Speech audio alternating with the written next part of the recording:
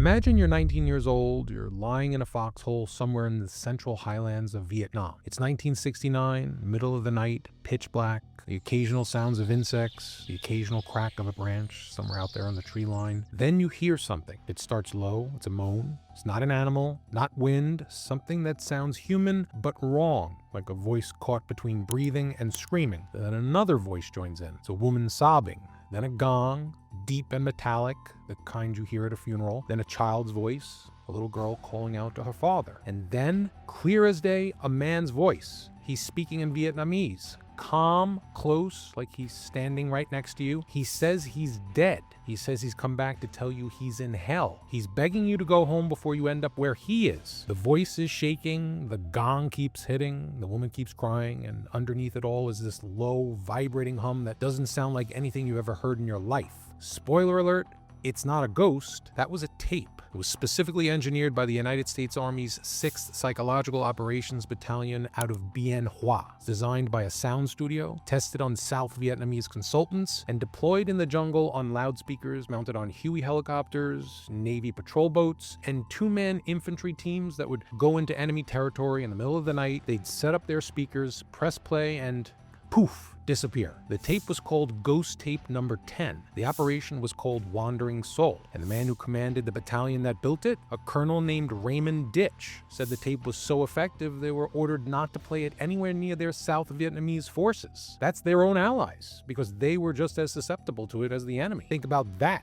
The United States military built a weapon so psychologically powerful that it couldn't be used within earshot of friendly troops. And not because it would hurt them physically, it's because it would break something inside their heads. So here's what this episode is actually about. It's not about a scary tape. It's about a 30-year project. A line that starts with a CIA officer draining a man's blood on a jungle trail in the Philippines. It runs through the U.S. Army broadcasting fake voices of the dead into the jungles of Vietnam, and ends with a paper written at the Presidio of San Francisco by a practicing Satanist in the same Psychological Operations Command. Now, that Satanist, working at the Presidio in San Francisco, suggested that everything they learned about weaponizing belief and terror against foreign populations be turned inward on all of us. I'm John Genoa, and you're watching America's Strangest History. This is Operation Wandering Soul.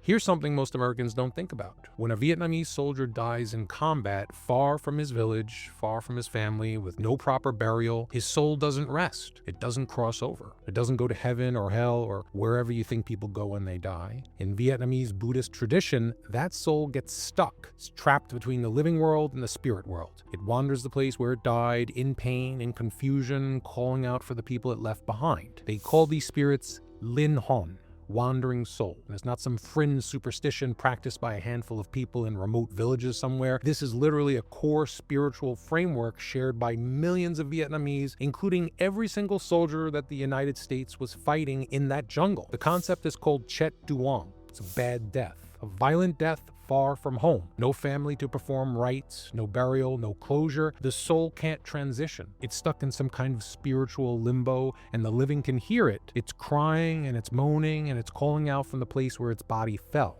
Every year during the Vu Lan festival, Vietnamese families, they perform rituals specifically to ease the suffering of these wandering souls. They burn offerings, they pray. This is an ancient history. It's happening right now in Vietnamese communities all over the world. That's how deep this belief runs. So what does the United States military do when it discovers that an entire enemy population shares a profound spiritual terror of their own unburied dead? Well, they study it. In December of 1969, the U.S. Military Assistance Command in Vietnam, MACV, published a fact sheet. And this fact sheet doesn't read like a cultural sensitivity document. It reads more like a targeting package. It catalogs the different types of ghosts in Vietnamese folklore, the way an intelligence brief might catalog, enemy weapons systems. There's Ma Heo, a ghost pig, Ma Chow, the dog ghost, Ma Meo, the cat ghost. Spirits associated with animals roam the villages after dark. Then the darker ones. There's a spirit they describe as the tightening knot ghost. It's a presence that whispers into people's ears at night, repeating the same word, caw, caw, which means neck, neck, goading them towards suicide. And then there's Ma Phian, It's the opium ghost. It's tied to addiction and what the documents call death in the pleasures. This is a U.S. military intelligence document cataloging ghosts by type with operational notes to boot. They were studying Vietnamese spiritual beliefs in the way you'd study, I don't know, the structural weaknesses of a bridge that you're planning to blow up. Because that's exactly what they intended to do. They were going to go build a weapon out of the dead. But here's the thing. This wasn't the first time the U.S. government mapped a foreign population's deepest beliefs and then turned it into a military operation. That playbook had already been written a decade earlier in the Philippines by a CIA officer who took it further than anyone else expected.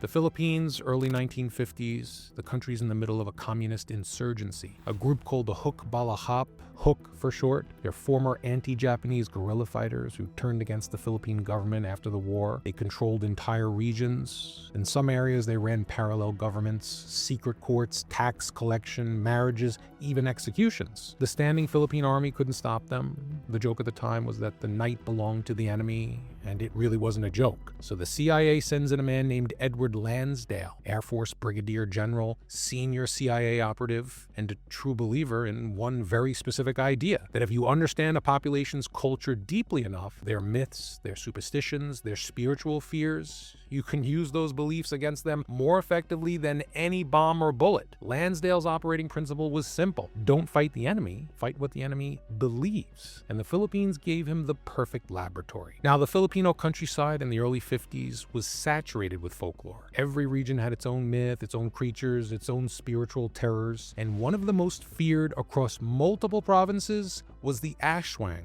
a vampire. And not the Hollywood kind, something older, something darker. It's a creature that hunted at night, it fed on human blood, it targeted people who'd done something to attract its attention. Villagers took it seriously. People didn't go out after dark in Ashwang territory. Mothers warned their children. Grown men took this seriously. Now, Lansdale learned everything he could about the Ashwang, and then he weaponized it. Here's how that went down. And I'm pulling this from the biography of Lansdale written by Cecil Curry, which is actually more detailed than what Lansdale put in his own memoir. There's a Huk squadron dug into a hillside above a farming village, maybe 100 to 300 fighters. Now, the terrain makes a direct military assault suicidal. The rebels can ambush any company-sized unit coming up the only trail. So Lansdale sends a PSYOP officer into the village in civilian clothes to scout around. The officer discovers a local superstition. A noted soothsayer who predicted the death of President Rojas. She was now supposedly predicting that men with evil in their hearts would become victims of an Ashwang, and the Huk hideout on the hill, that happened to be in Ashwang's territory. Lansdale's men plant the story, not all at once, in bits and pieces, barbershops, markets, the kind of places where rumors move fast. They let the locals piece it together themselves. That night, the Huks, they come into town, the villagers pass their stories along. The second night, an army patrol stakes out the trail into the barrio. They wait in the darkness while a Huk column comes creeping along the path. And as the last man on the column passes the ambush point, they grab him silently in the dark. They punch 2 holes in his throat. They hold him up by his heels. They drain his body of blood. They lay the corpse back onto the trail, and then they disappear into the night. Hours later, the Huks slip out of the village and they head back to camp. They find their man on the path, dead. No blood on or around him. Just those 2 small holes in his neck. And every single one of them remembers what the villagers told them the night before about the soothsayer and the Ashwang. By dawn, the entire Huk squadron is gone, packed up, abandoned the hill. A ritualistic killing staged by the Central Intelligence Agency to simulate a supernatural creature. Now, that's the operation Lansdale wrote about in his own memoir, the one he was willing to put his name on. But the biography tells us about a second operation that he didn't bother to include. In another part of northern Luzon, a different Huk unit occupies a mountain stronghold, and they're supplied by a farming village in the lowlands. Lansdale's team captures a Huk courier heading down the mountain into the village. They interrogate him. He confesses to helping the insurgents. They tape record his confession. Then they enhance the audio to sound like it's coming from inside a tomb. Then they kill him. They leave the body near the village.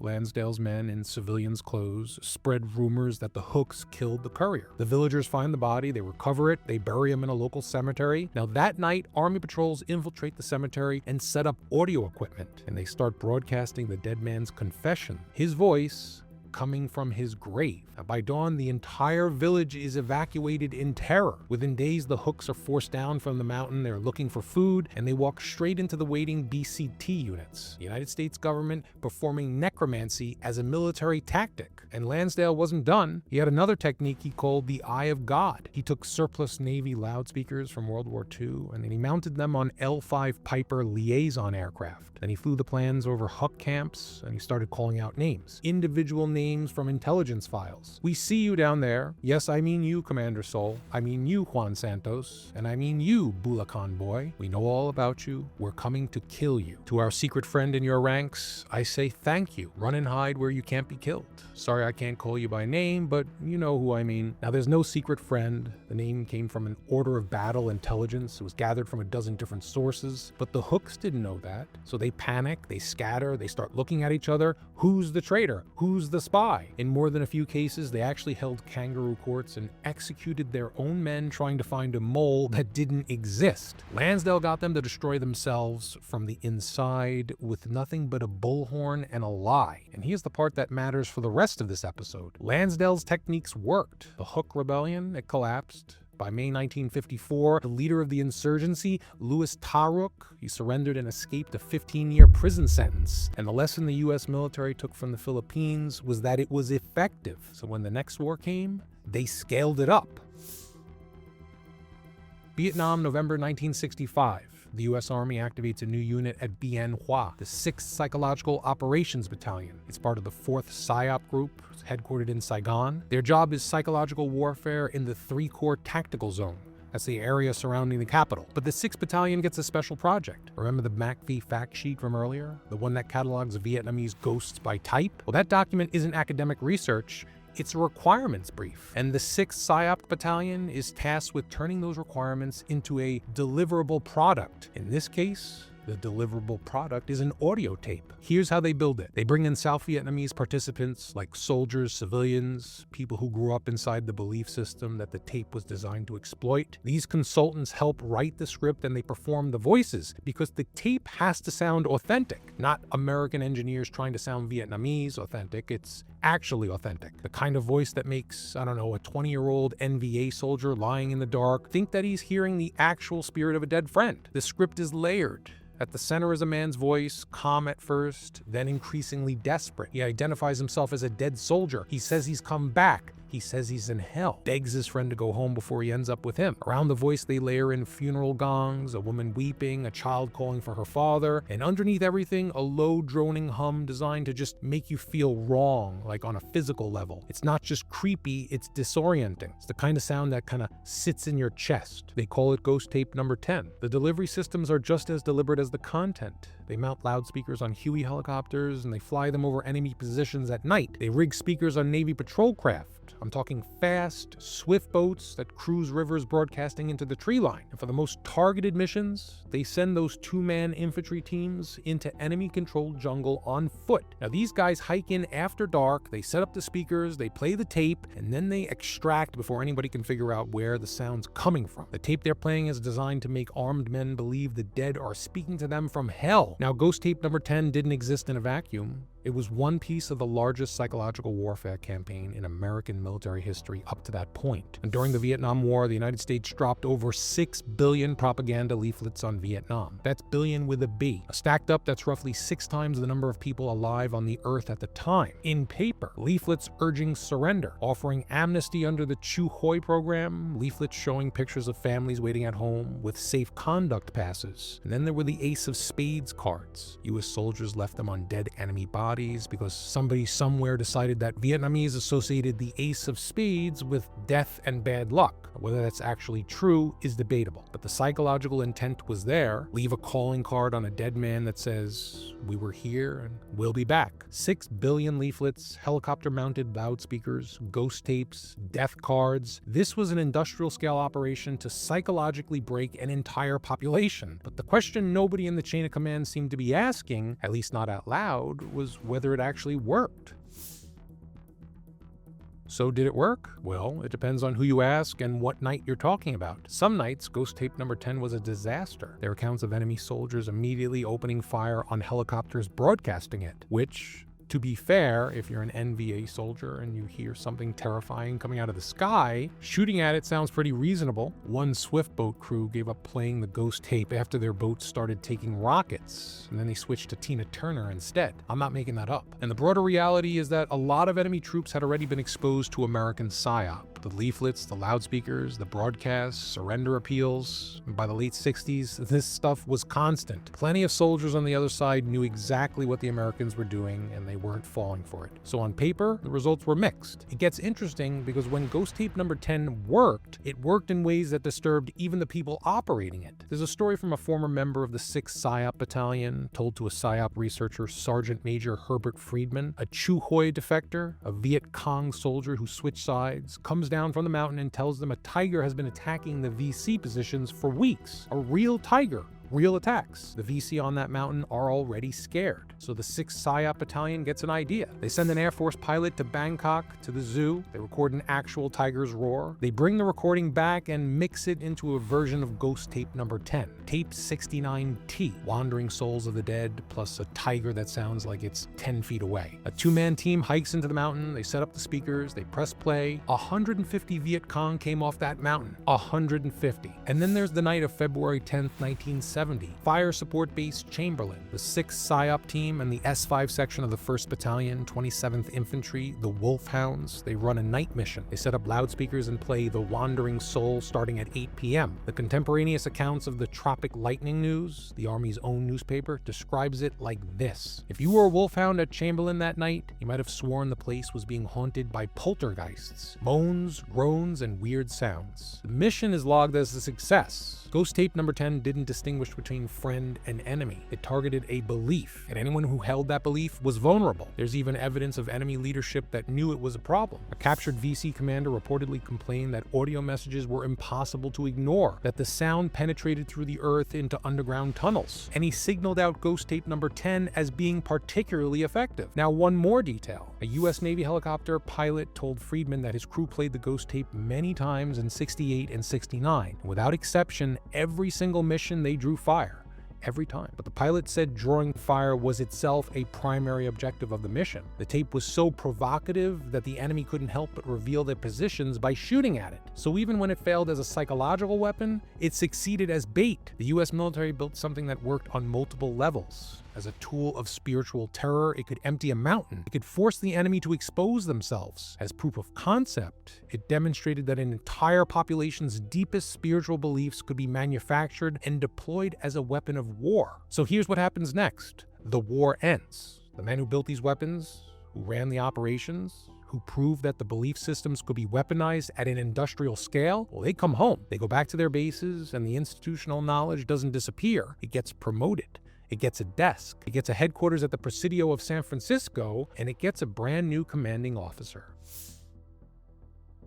The Presidio of San Francisco, if you know your military history, you know the Presidio. We did a video on it. Check it out if you get a chance. It's one of the oldest military installations in the United States, been in operation since the Spanish founded it in 1776. Now, by the Cold War era, it's home to dozens of military commands. But there's one unit there that matters to this story, the 7th Psychological Operations Group, U.S. Army Reserve. This is the unit that inherits the doctrinal lessons of the Philippines and Vietnam. Everything Lansdale proved in the 50s, everything the 6th PSYOP Battalion built and deployed in the 60s and the 70s, the institutional knowledge of how to study a population's belief, their identity, their deepest spiritual fears, and turn those fears into weapons, all of it flows uphill into the PSYOP doctrine. And the 7th group at the Presidio is where that doctrine lives. By 1980, the commanding officer of the 7th PSYOP group is Colonel Paul Vallely, and his PSYOP research and analysis team leader, a man responsible for studying everything the branch has done and figuring out where it goes next, is Major Michael Aquino. Now, if you've seen the Presidio episode of this channel, you already know who Michael Aquino is, but for those of you who haven't, Aquino is a career military intelligence officer, served in Vietnam, held a top secret security clearance for decades. By every institutional measure, a serious credentialed officer in good standing with the United States Army. He also founded the Temple of Set. The Temple of Set is a religious organization Aquino founded in 1975 after splitting from Anton LaVey's Church of Satan. And I'm not being flippant when I say this. Aquino didn't leave the Church of Satan because he thought Satanism went too far. He left because he thought it didn't go far enough. LaVey treated Satan as a symbol, Aquino believed in a literal entity, an ancient Egyptian deity called Set, and he built an entire theological framework around the idea that human consciousness could be transformed through ritual, will, and the deliberate manipulation of belief. In 1982, Aquino traveled to Wewelsburg Castle in Germany. Now, this is the castle Heinrich Himmler renovated as the spiritual center of the SS, the place where Himmler held rituals for his inner circle. Now, Aquino performed his own ritual there, in the same room, and then he later described it as a pivotal moment in his religious practice. This is the man the US Army put in charge of PSYOP research at the Presidio of San Francisco. And here's where it gets weird. In 1986, allegations of child sexual abuse surfaced at the Presidio Child Development Center. It's the daycare on the military base. Multiple children described ritualistic elements in the abuse. The Army's Criminal Investigation Division opened a case.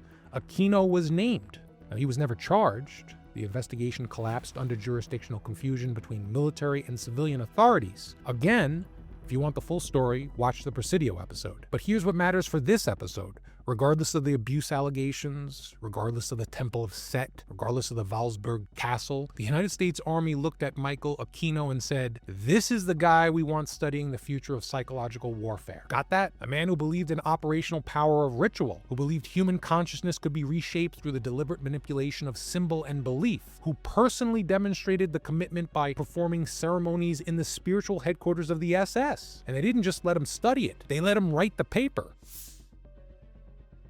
1980, the Presidio of San Francisco. Aquino and Valevi, they write a paper. It's not classified, and it's not a formal doctrine publication. Valevi calls it a talking paper, meant to circulate within the PSYOP community and spark discussion about where psychological operations should go next. The title is From PSYOP to Mind War, The Psychology of Victory. And I want to walk you through what the paper actually says, and not what conspiracy theorists say online or what the internet turned it into in the 90s. What does it actually say on the page? Guess what? Turns out it's even worse than the rumors. The paper starts with a question. Why did the United States lose Vietnam?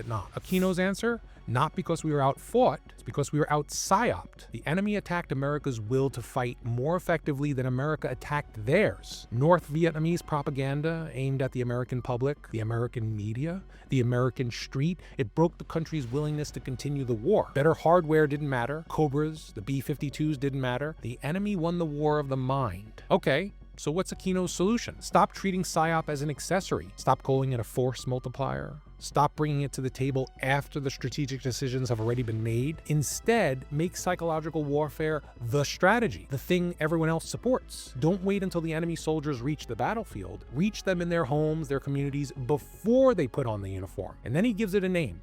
Mind war. Here's the definition. Straight from the paper. Mind war is the deliberate, aggressive convincing of all participants in the war that we will win that war. All participants. If you're wondering whether that includes the American public, keep reading because Aquino addresses it directly. The paper acknowledges that under existing US law, PSYOP units are prohibited from targeting American citizens. Now that law exists because the government decided after World War II that propaganda, the Goebbels model, should never be part of American life. Aquino agrees with the principle. He says mind war must always speak the truth. It's not propaganda because it's not lying. But then he says this, mind war must target all participants if it's to be effective.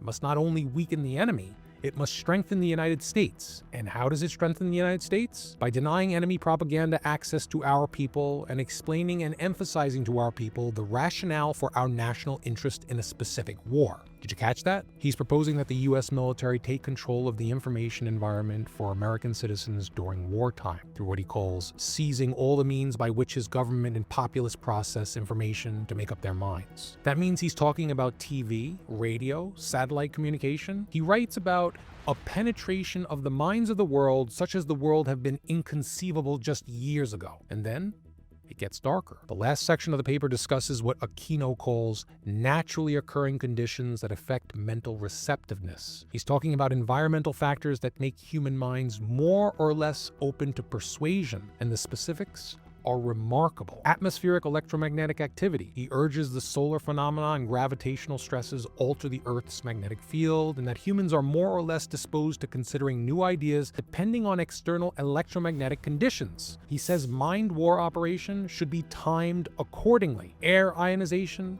negative ions in the air enhance alertness. positive ions cause drowsiness and depression, Aquino suggests calculating the ionic balance of a target audience atmospheric environment, and then extremely low frequency waves, ELF waves, naturally occurring vibrations below 100 Hz that aren't consciously perceived but resonate with the human body. The paper says infrasound can subliminally influence brain activity and align itself to delta, theta, alpha, or beta wave patterns, inclining an audience towards everything from alertness to passivity. And it notes that the ELF waves, they travel great distances and could be used in conjunction with media broadcasts. So, to be clear about what's going on here, a practicing Satanist and a career PSYOP officer working out of the Presidio of San Francisco is proposing that the United States military combine mass media dominance with subliminal environmental manipulation, including electromagnetic timing, atmospheric engineering, infrasound, to control how populations think. And he's proposing that this be applied to all participants, including you. This paper was circulated to government offices, agencies, and commands across the defense establishment. Valavi sent copies everywhere, and according to Aquino's own 2003 introduction, people responded extensively. The paper did exactly what it was supposed to do.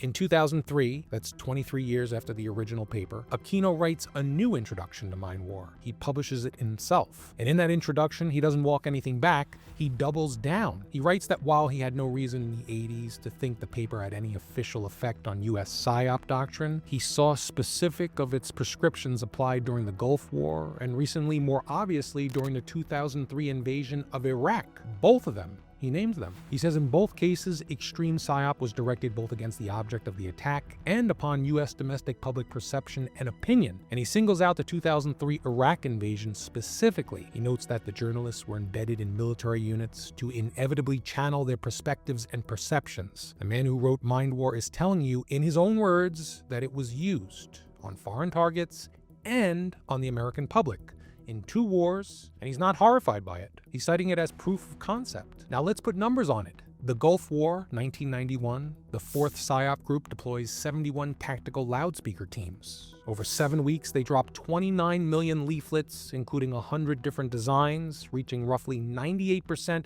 of the 300,000 Iraqi troops in theater. They launch a radio network called Voice of the Gulf, broadcasting over 210 hours of live programming and 330 hours of pre-recorded content, 2,072 news items, 189 PSYOP messages, and it works. 87,000 Iraqi soldiers surrender to coalition forces. The International Red Cross reports that most of them are clutching the leaflets and hiding them in their clothing. Every single incident of surrender is bloodless. On Falaka Island, a tactical PSYOP team from the 9th PSYOP Battalion flies area loudspeaker missions around the island with Cobra gunships as escort. The message tells the enemy to surrender the next day in formation at the radio tower. And the next day, 1,405 Iraqi soldiers, including a general officer, are standing in formation at the radio tower waiting to give themselves up. Not a single shot fired. An Iraqi general captured during the war gives his assessment. He says PSYOP was a great threat to troop morale, second only to the coalition bombing campaign. Second only to bombs. And the true Huey numbers from Vietnam that Aquino cites in the original Mind War paper, 29,276 armed Viet Cong and NVA surrendered in 67 and 68 alone, is the equivalent to 95 enemy infantry battalions. McAfee estimated that eliminating that number in combat, that would have cost 6,000 American lives. So this technology works. It worked in the Philippines, it worked in Vietnam, it worked in Iraq, it worked in the Gulf. And every time it works, the people running it get more resources, more authority, more ambition. So here's where I leave you. The line is clean and it's unbroken. In the 1950s, the CIA proved it would weaponize a population's spiritual beliefs to win a counterinsurgency. In the 60s and 70s, the US Army industrialized that capability and deployed it across an entire theater of war. In 1980, a man inside the same PSYOP command, a man who believed in the literal power of occult ritual, wrote a paper proposing that the entire apparatus be turned inward on all participants, including the American public, using the media and subliminal environmental manipulation. And in 2003, that same man looked at 2 American wars and said, yeah, that's what happened. The paper's still out there. You can read it for yourself. It's not classified. Never was. And the question this episode leaves you with isn't whether mind war was implemented. Remember, Aquino says it was. His own words, published under his own name. The question is whether it ever stopped. I'm John Genoa, and this is America's Strangest History. Thanks for watching.